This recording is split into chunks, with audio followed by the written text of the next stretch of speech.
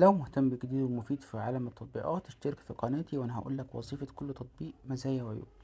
أذان 360 مواقيت الصلاة، تطبيق محمله 500 ألف مستخدم.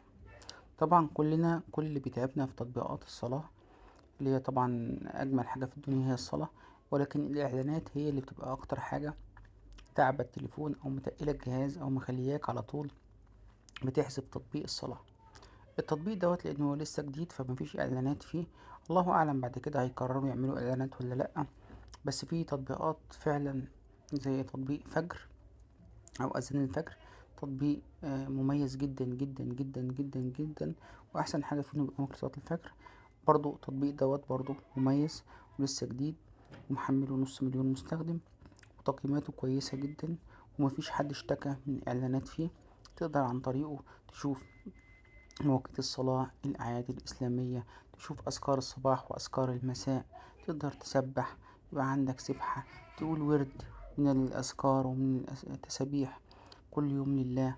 تقدر تعمل فيه حاجات كتيرة جدا، عندك أذكار الاستيقاظ، عندك أذكار الصباح، أذكار المساء، أذكار قبل النوم، أذكار بعد الصلاة، أذكار بعد التشهد، الاستفتاح، الدعاء في الركوع، الدعاء عند السجود، في كمان قراءة القرآن الكريم، وهنا بأصوات، 10 أصوات و10 لغات.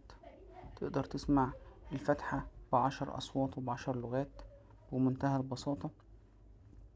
كمان في شكل 3D جميل جدا للأذان، يعني مؤثرات صوتية للأذان، بيذكرك وبالإقامة كمان لو انت سمعت الأذان وسرحت في الشغل ولا سرحت في أي حاجة، التطبيق هنا بيذكرك بإقامة الصلاة عشان تقوم تصلي. بيعمل لك عد تنازلي عشان تقدر تشوف الوقت المتبقي على صلاة الظهر أو العصر أو المغرب أو العشاء أيا كان. كمان بيحدد لك اتجاه القبلة بالGPS، لما تفتحه يبقى في أي مكان تقدر تصلي في أي مكان انت فيه، هتعرف قبلتك بمنتهى السهولة بمجرد ما تحرك التليفون حركة، اللي هي حركة زي فيونكة كده، التليفون بيجي محدد شكل القبلة في المكان اللي انت فيه ايا كان المكان اللي انت فيه. تطبيق سهل وبسيط، اتمنى كلنا نصلي لله رب العالمين. لو عندك اي معلومة ايجابية او سلبية عن التطبيق اكتبها لنا في الكومنتات، هثبت لك التعليق تحت الفيديو عشان الكل يستفيد من تجربتك الشخصية مع التطبيق. أشوفكم على خير في فيديو جديد. السلام عليكم.